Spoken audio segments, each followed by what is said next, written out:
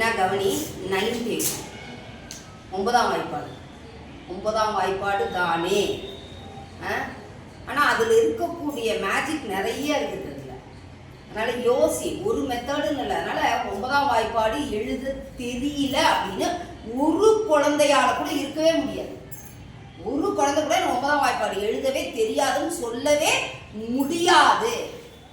எவ்வளோ முடியலனாலும் சரி. ரைட்டா? இப்போ பார்க்கலாமா என்னன்னு? சரி பாரு. என்னது? 0 1 2 3 4 5 6 7 8 9. இது எல்லா குழந்தையால எழுத முடியுமா முடியாதா? இதேதான் இப்ப மேலே இருந்து எழுதிட்டு வந்தோமா, இப்படி இப்ப இங்க கீழே இருந்து எழுதிட்டு போலாமா? 0 1 2 3 4 5 6 7 8 9. கரெக்டா? ஈஸியா இருக்கா இல்லையா? அவ்வளவுதான். சில குழந்தை இல்ல ரிவர்ஸா எனக்கு எழுத தெரியும், தலையில எழுத தெரியும்னா இங்க இருந்து தொடங்கி எழுதலாம். இப்ப இங்க பாருங்க, கவனி. 0 1 2 3 4 5 6 7 8 9. ரைட்டுங்களா? இப்ப இங்க என்ன வரும்? 9 8 7 6 5 4 3 2 1 0. இப்ப நான் சொன்னது முயற்சி செய்யற குழந்தைன்றதுனால நான் என்ன பண்ணிட்டேன்? 0 1 2 3. ஏன்னா 0ல இருந்து 9 வரைக்கும் எழுத முடியாது அடிக்கணும் யாராலையும். 1ஆம் கிளாஸ் குழந்தையிலேருந்தே எழுதலாமா? எழுத முடியாது. அதனால ரொம்ப ஈஸி 9 டேபிள்ன்றது. இதுல இன்னொரு ஒரு மேஜிக் பாரு. இப்போ இது எழுதணும்ல மிஸ், இது ஃபுல்லா எழுதலைனாலும் சரி, நான் தான் சொல்றேன்ல, உனக்கு என்ன பிடிக்கும், உனக்கு எது ஈஸி, உன்னால எப்படி படிக்க முடியும், ஏதாவது ஒரு ரூபத்துல நம்ம அதை படிச்சுதான் ஆகணும், எழுதித்தான் ஆகணும்ன்ற மனநிலைக்கு வரணும். புரியுதுங்களா? புரிஞ்சுதா புரியலையா?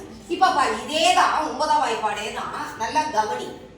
இப்ப என்ன பண்றோம் நம்ம அப்படின்னா, இதை எழுதுறோம் தானே. என்னது? 0 1 2 3 4. இப்ப இங்க என்னது? கவனி. இங்க 4 வந்துச்சா இந்த இடத்துல? இப்ப வந்துச்சா வரலையா? இப்ப ரிவர்ஸா எழுதுனீங்கன்னா என்ன வரும்? 9 8 7 6 5. இதனுடைய பாதி இதே வாய்ப்பாடு தான். புரியுதுங்களா? சில குழந்தைக்கு இப்படி தெரியும், 1 9 9 2 9 கூட தெரியும். இதுக்கப்புறம் தடுமாற குழந்தையெல்லாம் நான் பார்க்குறேன். இப்போ இதுல ஈஸியா நான் எழுதுறதுக்காக சொல்லி கொடுத்துட்டேன்.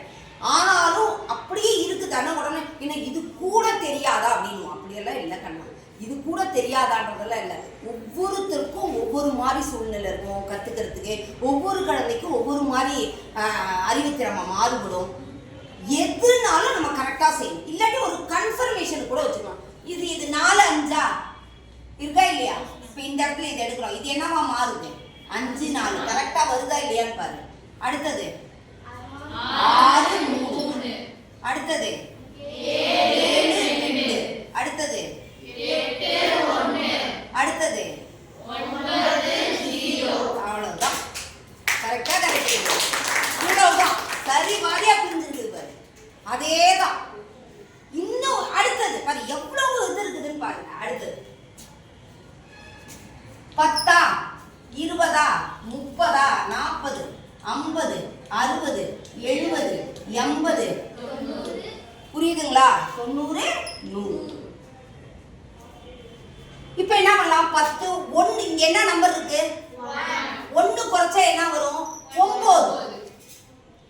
2 குறைக்கணும். 20ல 2 குறைக்கணும். புரியுதுங்களா? 20ல என்ன குறைக்கணும்? 2 குறைக்கணும். ஆனா எழுதுறத ரொம்ப ஈஸியா எழுதிக்கணும். 2னா என்ன வரும்னா இங்க 8. கரெக்டா கரெக்ட் இல்லையா? 10ல 2 போச்சுன்னா என்னது? 8. அடுத்து இங்க என்ன வரும்? 1.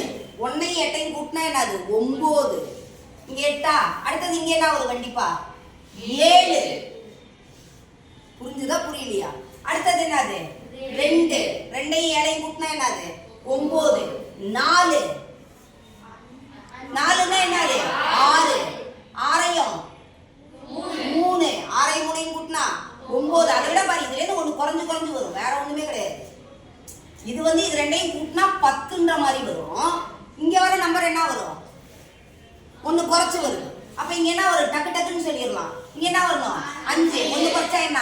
4. இங்க 4. அடுத்தது ஒன்று குறைச்சா என்ன? 5. இங்க 7 3 கூட்டினா 10. 7ல ஒன்று குறைச்சோம்னா என்னது? 6. என்னது? 2. 8 2 கூட்டினா 10. இங்க என்ன வரும்? 7. 8ல ஒன்று குறைச்சா அடுத்தது 1. அடுத்தது இங்க என்ன வரும்? 90. இது புரியுமா புரியாதா? ரைட்டா ரைட்லையா? 10ல ஒன்று குறைச்சா 9. முடிஞ்சு போச்சு. ஆனா இவ்வளவு நான் என்ன ஏன் இதையும் செமிஸ் ரொம்ப காம்ப்ளிகேஷனா இருக்குது, ரொம்ப சுத்தி வளைச்சிருக்குது நம்ம நினைக்கலாம். ஆனா ஒரு சில குழந்தை இந்த பூஜ்ஜியமான நம்பர்கள்னும் போது லைக் பண்ணி எழுதுது. ஆனா இருக்கிறதுலே ஈஸியஸ்ட் இதுதான். புரியுதுங்களா? புரிஞ்சுதா புரியலையா? அதே மாதிரி இடையில சொல்றதுக்கும் இது ஈஸியா இருக்கும். இடையில சொல்றதுக்கும் இது ஈஸியா இருக்கும். எப்படி சொல்லலாம் அப்படின்றத அடுத்த வீடியோல பார்க்கலாம்.